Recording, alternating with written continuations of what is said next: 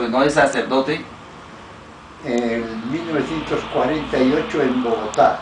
¿En Bogotá? O sea que llegó a Colombia en el 48. El 45, primeros febrero de 1945.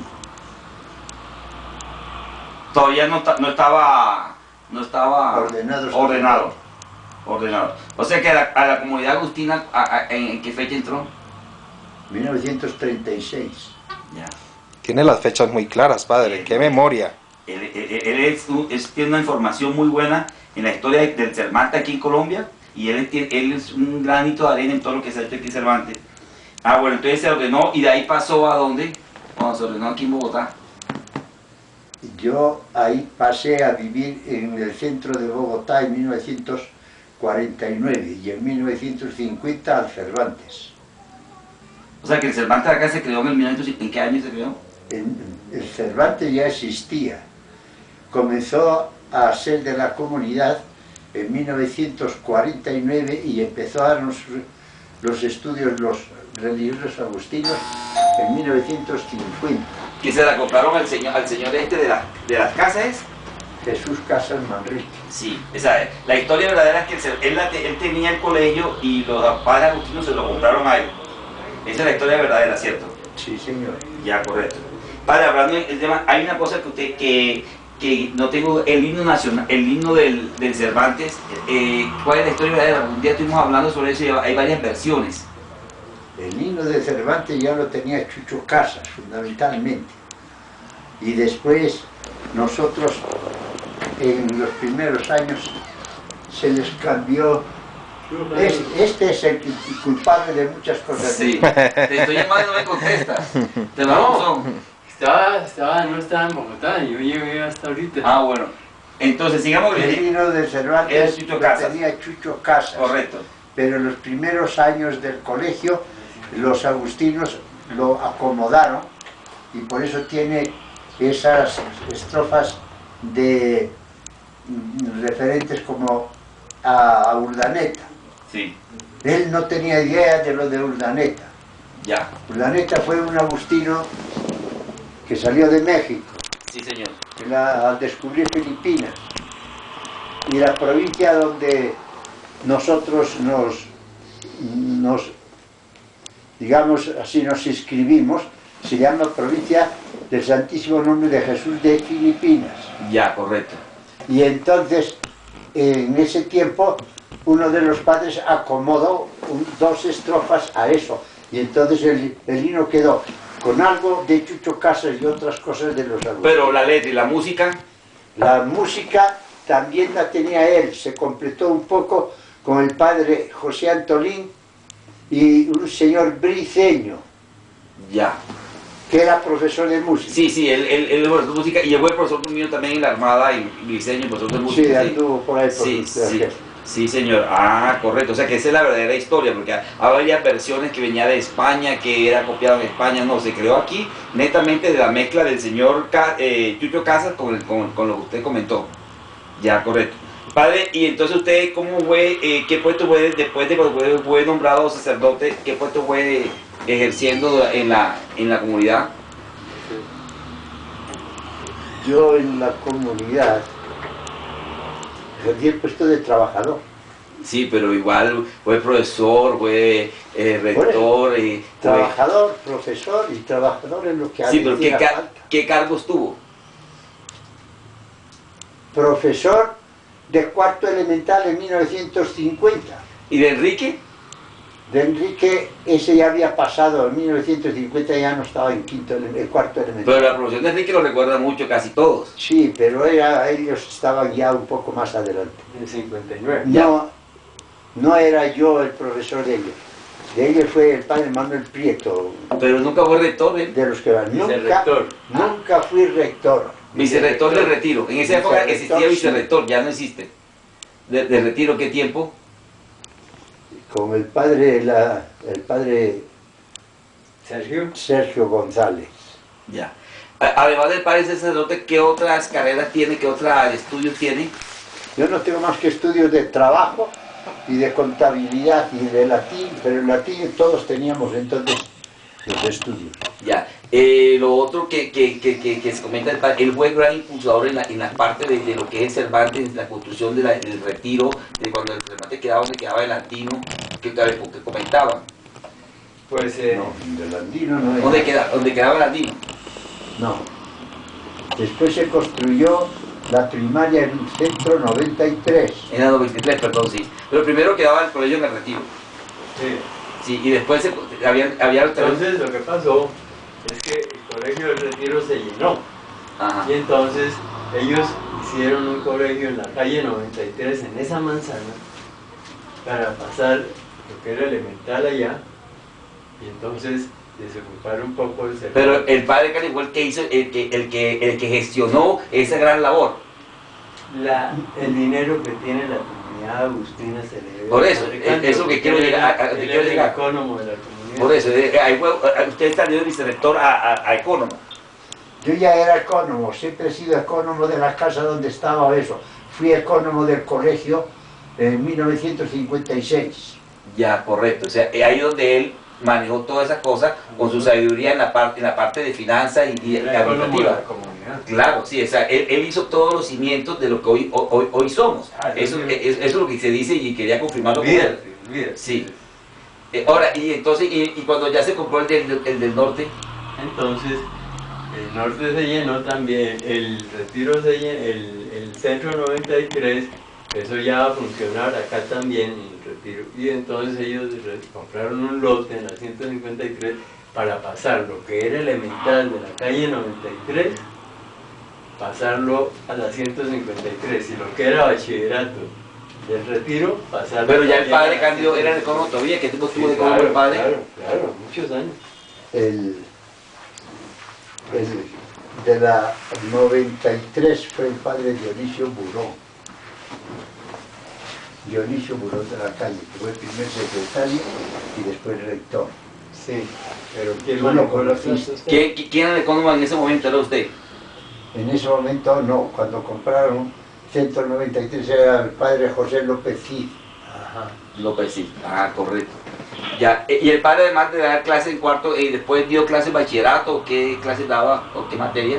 Yo di en clases los 3 primeros años a ese curso que iba subiendo.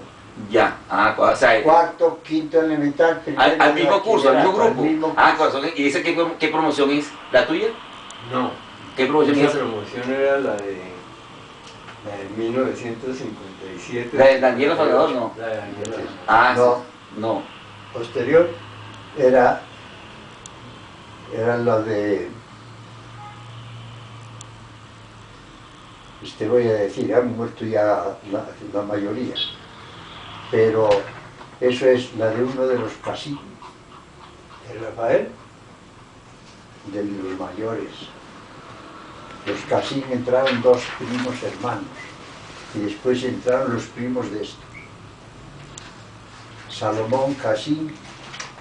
Ah, entonces del año 58. De la promoción de 58, lo formó cuarto, quinto, Y Jorge Ladrón Y de sexto. Guevara y toda esa o gente. sea que esa promoción es la que lo estima más, lo recuerda más. Sí. Pero sin embargo, la que iban atrás adelante también lo recuerda, todos lo recuerdan, todo el mundo lo recuerda. Claro. Que era muy estricto, muy... ¿Sí? Sí, era Yo un- di clases ahí, después me fui 3 años a San Agustín y después volví al colegio. Y el año 60 me fui de vicerrector al colegio de la 93 y el ecónomo del colegio propiamente esos 3 años fue Mariano Luis Liébana. Era Mariano Luis. O sea que cuando se compró el terreno de Barranquilla y se empezó a hacer la Barranquilla, usted era el ecónomo. O sea que usted también es... El terreno de Barranquilla no lo compré yo, fue también José López Cid, que ahí hubo 2 terrenos. Sí. Cuando él se fue y enfermo y no volvió, me pusieron a mí de administrador de la comunidad. Y entonces ya tuve que encargarme de todas las cosas del de Barranquilla, o de las cosas de aquí, o del 153, todo Ya. eso. Pero los diseños de los colegios, ¿el colegio de retiro ya estaba hecho o fue diseñado especialmente como Estaba colegio? ya hecho, era de Chucho Casas. Ya. ¿Y el de Barranquilla, quién lo diseñó? ¿Qué arquitecto? ¿Sí se acuerdan? Dugán, esto, Roberto Roberto Dugán. El de Barranquilla. Dugán Roncayo. El de Barranquilla. ¿Y el del norte también no? No, el del norte, el diseño del norte fue de un arquitecto distinto, fue de aquí, él también concursó, pero se aceptó el de aquí. Porque el de Barranquilla para la época era muy futurista, un colegio y todavía está muy movido en cuanto a su estructura. Es de Roberto Dugán. Sí, muy bueno, muy Sí, cómodo. es Roberto Dugán, todo ahí. O sea, entonces usted tuvo Barranquilla ¿cuánto? ¿Un año, 6 meses? Yo iba todas las semanas, Ah, ya, al pero colegio. seguía trabajando aquí. Ya, correcto, ya. De la promoción esa que usted tuvo, cuarto, quinto y sexto, ¿qué alumno lo recuerda? ¿Qué anécdota de cada alumno que se acuerda de esa promoción, se acuerda más que era terrible, que lo hacía a usted Ninguno en especial, porque todos eran así. tranquilo o muy inquietos? El Chucho Casas vivió desde el principio, desde febrero hasta pasar Semana Santa, que suele ser abril, febrero, marzo y abril, diciéndome, tengo que hablar con usted, padre Cadel, tengo que hablar con usted. Yo tengo que hablar con usted, pero nunca habló conmigo ni me contó nada. Y después cuando ya me dijo, tengo que hablar con usted porque su curso es especial, y digo, eso ya lo sé yo, ya no me hace falta que me hable. Porque era muy terrible, Y era muy entonces me inquieto. dice, es que el año pasado tuvieron 4 profesoras, no los aguantaban. El único que aguantaban era Y usted, entonces eran 45. imagínese. Y todos Estaba Morris, Ajá. había 4 o 5 judíos. ya. Y me lo van a decir cuando yo ya estaba cansado de ellos, ¿no? Y ya sabía cómo manejar a cada uno. Ya, ¿y todos sí terminaron el bachillerato en el colegio? Bueno, no, 45 que había en primaria, algunos no terminaron y otros se fueron a otras partes, a otras ciudades y otros entraron.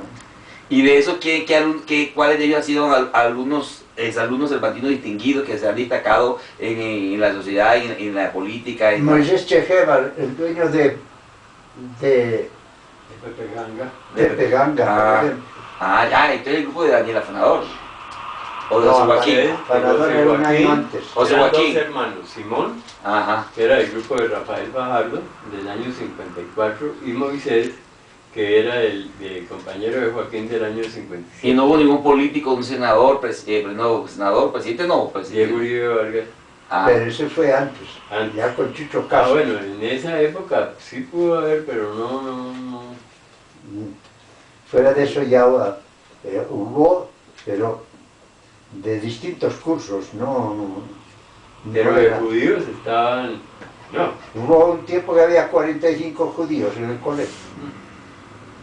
entonces cuando entrábamos a misa, ¿cómo hacían con, eso te voy a preguntar, ¿cómo hacían con la religión? ellos quedaban afuera en el patio. ¿Y quién lo controlaba? No, pues ahí seguramente pues no supe yo porque yo entraba a misa, entonces Ellos, no sabía, ellos. pero ellos se quedaban jugando en el patio. Pero, Ellos se quedaban jugando en el patio. pero después cuando vosotros os quejasteis de que hacía mucho ruido, que se oía en la capilla, ya no quedaron jugando, sino estudiando o haciendo otra cosa. Ya. El padre de mí fue provincial, Ya. usted, Sí, pero antes de eso, antes de eso. ¿Qué tipo fue provincial? del 70, mejor dicho, eso ya fue del 70 al 74. Fue provincial, sí.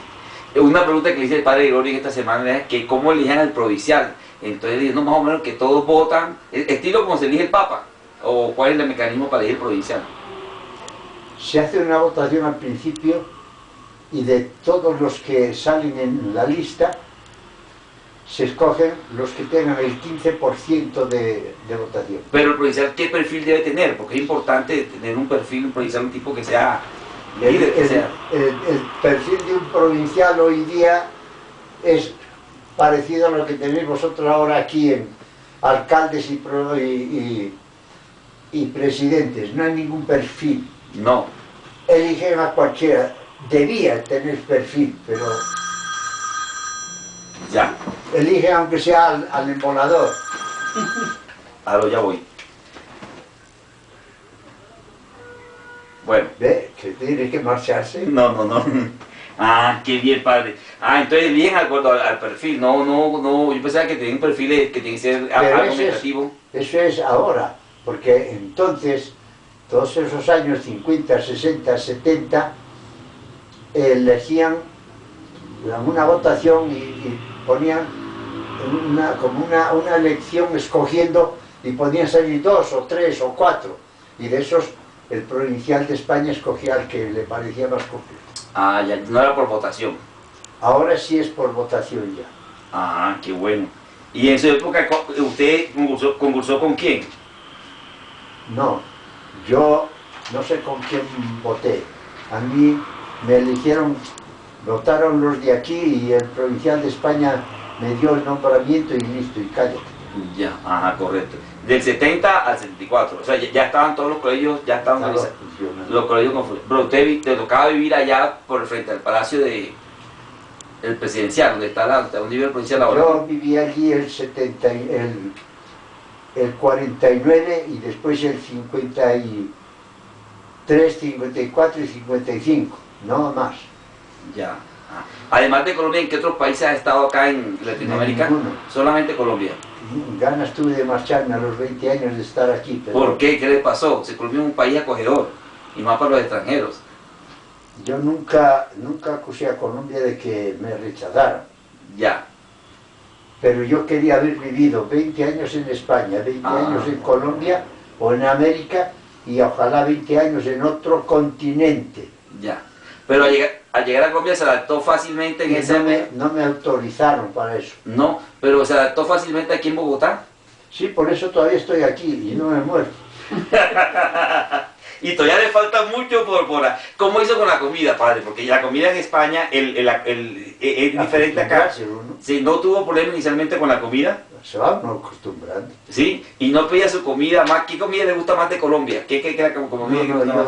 Yo como de todo. De todo. ¿El hallaco le gusta? Todavía a estas alturas como de todo. Sí. Y no como lo que veo que me va a hacer daño. ¿La bandeja paisa sí le gustaba? Yo he comido de todo, he vivido sobre todo en Bogotá. Ya.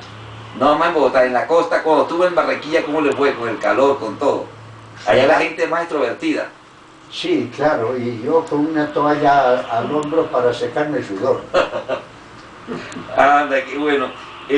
Padre, en su tiempo libre, además, cuando estaba en su parte de docencia, ¿qué hacía? ¿Veía música, le gusta pintar, etcétera? ¿Qué le gustaba? Mi vida ha sido siempre administrar las cosas, no hobbies. No tenía tiempo de pensar no tenía tiempo libre. Los números. Sí. Y daba después latín o la contabilidad del bachillerato. ¿Cuál es el logro que usted considera que ha alcanzado más aquí en la comunidad? Que dice, se ha sentido realizado con lo que ha hecho. ¿Cuál es el que usted lo más significativo que dice? Uy, qué rico, ya hice esto, quedé contento, que ya cumplí mi gran labor aquí en la congregación. No, yo hice todas las cosas a conciencia, sabiendo lo que debía hacer. Sí. Y siempre he llevado la vida en esa forma. Y por consiguiente estoy satisfecho de todo lo que me tocaba ir haciendo. ¿Nunca se frustró por algo que no pudo conseguir o siempre consiguió todos sus objetivos? Una persona que cumplió todas sus metas. Siempre. Hay cosas pequeñas y esas que no las consigue, pero uno reconoce que por algo será que no las puedes conseguir. Claro, sí, Dios sabe cómo hace las cosas, digo yo. Sí. El padre... Una pregunta que se me escapó acá es... ¿Qué anécdota, y le hago otra pregunta, con cualquier exalumno que ha conocido que se recuerda, que lo recuerda siempre, muy jocosamente, que usted le dio rabia, pero el alumno le salió con una respuesta que lo desarmó enseguida? ¿O nunca? No, desarmarme era difícil. El primero de bachillerato quisieron, como se suele decir, cogerme en alguna equivocación de gramática. Ajá. Sobre todo en el uso de los participios. Ya. Trataron todos y no fueron capaces de hacerme caer en una equivocación. Ah, ya. Y quisieron. Intentaron, pero no pudieron. Y yo siempre traté de que aprendieran la gramática y hablar bien el español. Correcto, y más aquí en Colombia, que el dialecto es un poco diferente que en España. Pero no mucho. No mucho. ¿Y en la costa cómo le fue? No, la costa es como los costeños de España. ¿Igualito? Igual. Sí. Y otra de las cosas fue cuando un muchacho, en primaria, hijo del pintor, de un pintor,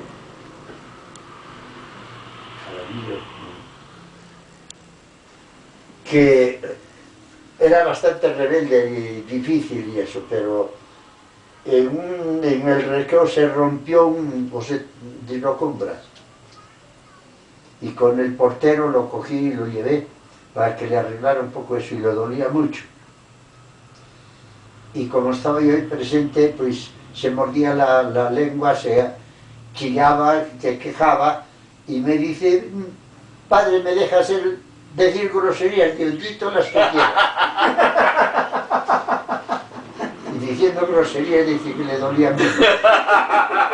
Se desahogó. Eso es bueno también, que la gente suelte todo. ¿No recuerda qué alumno fue? Sí, pero ahora no me sale el nombre. Ya. Ese que tiene escrito esa novela sobre la Madonna de Bogotá. Ya. Y de los alumnos que han pasado por su tiempo como docencia, ¿cuál ve usted que ha sido gran persona, que dice, ese alumno lo formé yo fui parte de su formación académica, que lo pone orgulloso? En general, Además de todo, debe haber uno que se destaque, que usted dice, hombre, ese alumno, como yo pensé que iba a ser eso y no me equivoqué. pues lo que pasa es que yo nunca fui especial con nadie, sino bueno con todos en cuanto pude. Claro. Y en general salieron bien formados en todos los grupos de esos años, que no tienen comparación con la hora. Eso iba a preguntarle, Por eso, ¿Cómo ve esa diferencia con la de ahora? por eso aman más al colegio que los que terminan. Sí, señor. Sí. Hay un sentido de pertenencia. Claro, pero en general han sido a todos. Yo he sido fuerte con los que necesitaban y difícil o fácil con los... A mí a veces me llamaban porque se portaban mal, sobre todo en las primarias, que eran todas señoritas. Ajá. Pero en cuarto elemental hubo un Palacios que no hacían vida de él. Y a mí me dijeron, y yo tenía clases, y empezó a molestar un poco también en mis clases, estábamos en el segundo piso. Y cuando empezamos, le dije las cosas, eso, y él siguió molestando, creyendo que... Y entonces muy tranquilamente me levanté, fui a su puesto, lo cogí así por el saco, lo levanté y lo senté en la escalera, en la ventana, mirando para abajo, y le dije, o te corriges o te boto a la próxima vez hacia abajo. Nunca más me molestó. Santo remedio.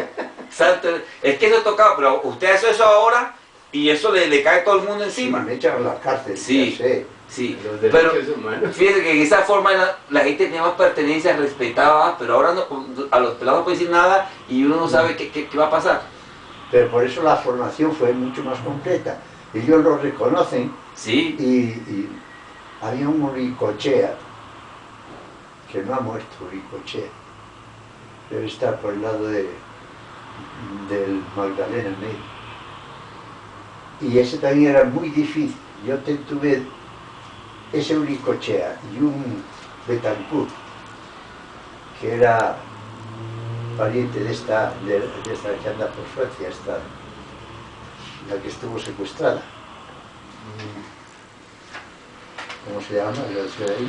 Ingrid Betancourt, sí. Esos son los Betancourt, y eso eran muy difíciles. Ya. Y me daban quejas de él, de que molestaba mucho, que tal. Subíamos al segundo piso, a la clase, ya era en primero de bachillerato. Y me decían que los pinchaban al que iba delante. Yo digo, será cierto. será posible. Y entonces yo procuré observarlo, y ya llegó un día que yo iba con mucho cuidado detrás, y él llevaba un alfiler, y cuando el que iba delante echaba el pie para allá, iba y le clavaba el alfiler a la ¡Terrible! Y cuando fue a hacer eso la segunda vez, le pegué esto le dio, dolió y le dio una rabia que lloró todo el día y fue y me acusó a sus papás. Y ni más hizo eso. ¿Qué le dieron los papás? Fueron a hablar conmigo. Claro. Al día siguiente ahí se fueron conmigo. Yo le dije que se fuera él a la clase y hablé con los papás de eso. Y claro, pues les dije a que su hijo es así, así, así, a que con usted se porta de tal manera y tal. Les dio tal impresión a los papás que me dijeron, haga lo que quiera con él. Padre, de los que llegaron cuando llegó usted, ¿quiénes están actualmente? Ninguno. Nadie, todos los compañeros míos, los que estudian de profesores ahora. Entonces, vive el padre Emiliano, está en Barranquilla. Sí. Ah, Emiliano era el que estaba en Barranquilla cuando yo entré. Me acuerdo que era el padre Emiliano. Era rector. En el 67, 66, 67. Ah, pero tú ya no estuviste ni al principio, cuando se inauguró Ah, el colegio de Barranquilla. no, yo entré ya el segundo año, en 67. Claro. Sí. Oiga, padre, ¿qué recuerdo tiene usted de mi Cusid? Que desafortunadamente... Pues sí, ya sé que murió. Antes de que tú llamaras ya sabía yo que Sí, había murió, sí, que en paz descanse. Pues, Porque sí tuvo muchos recuerdos del mico, ¿no? sí, Y ustedes iban mucho... Él era minero, yo vi ahí por internet, era minero. él, Minero y le decían en una época el rey de la cebolla, porque toda la cebolla que recogían en esa... Sí. allí sembraba En Chía. todo. Lo llevaba a Corabastos y él Sí. era el que dominaba todo eso. Sí, no, y en interior yo era muy líder en esa parte. Yo hablaba muy bien en la parte En la interior. misa le rindieron honores del alcalde de Sáchica, un decreto, y el alcalde de Villa de Leyva también otro decreto para él. Claro, estaba en el límite, pero más si el río dividía, estaba en el lado de Villa de Ley, Ya. pero la casa está ahí. Yo estuve allí el año 56 con el padre Pablo Martínez. Padre, ¿qué consejo, para terminar, qué consejo le daría usted a los exalumnos del Cervantes? Que lo ha visto usted durante el tiempo de que llegó hasta la fecha. Un consejo que daría usted como el padre Cándido? Difícil dar un consejo porque hoy día todos somos autosuficientes y no tenemos el consejo de nadie. Lo oímos, pero hacemos lo que pero el consejo único sería que tampoco lo son capaces de hacer, lo que se comparen con generaciones anteriores, a ver, en amor al estudio, amor al colegio, en honradez, en sinceridad. Eso es muy cierto. Pero nadie lo hace, Nadie porque lo hace. cada uno hace. Además, la gente vive convencida de que lo que ella hace es lo mejor. Y no miran atrás, aunque sea lo peor. no miran la historia, no miran atrás y No vuelven a caer en lo mismo que se cayó atrás. No se comparan con nadie. Nadie es ejemplo de otro. Sí, señor. Uno rechaza eso. Sí. Y bajo la idea de que yo soy libre. Yo hago lo que yo quiera. Y como es libre, libre no es ser libertino, ser déspota, hacer lo que me dé la gana, eso no es ser libre. Sí, señor. Sí, tiene toda razón. Sería un buen consejo para ellos. Pero nadie hace caso de un buen consejo ahora. No, ya no quieren escuchar. Todos se creen que lo que dicen ellos es lo que es y nada más. Los mismos hijos, por eso acusan a sus padres y no se dejan educar. Sí, señor. Y los padres tienen la experiencia, la sabiduría, los padres, los abuelos y todas las personas que uno tenga madurez, le enseñan algo uno bastante. Algo aprende. Otra cosa se podría decir, que quemen los derechos de los niños. Sí. Que los quemen. Y que le digan a los papás que traten a sus hijos como hijos, nada más. Claro, sí. Con Pero la sabiduría, el cariño, el respeto. esos derechos de los niños los ha envalentonado tanto que ellos ya saben más que los papás. Sí, no, y los medios... Y no se puede hacer nada. No se puede nada, sí tiene toda razón, padre. Ah, qué bueno, Padre Dios, como lo conocimos ya voy a poner esta entrevista en la página para que lo conozca más, sepan de usted. Teníamos la duda del himno nacional, de la historia de los colegios, usted más que nadie sabe la historia de los colegios aquí en Colombia, el himno y todo lo que ha pasado. Es un gran tipo que, como usted dice, a veces hay que ser exigente en el momento que toca hacerlo y ser buena gente en el momento que hacerlo, porque eso es importante en la formación, que es lo que iban a hacer los alumnos del colegio, en la parte, además de su formación académica, era su formación personal, que eso es lo distingue el cervantino entre los demás alumnos de otros colegios. El primer año que estábamos en Cervantes estuvo Chucho de rector, claro, porque nosotros lo dejamos de rector. 50. Sí. Y hubo dos que se odiaban bastante y andaban siempre peleando y insultándose.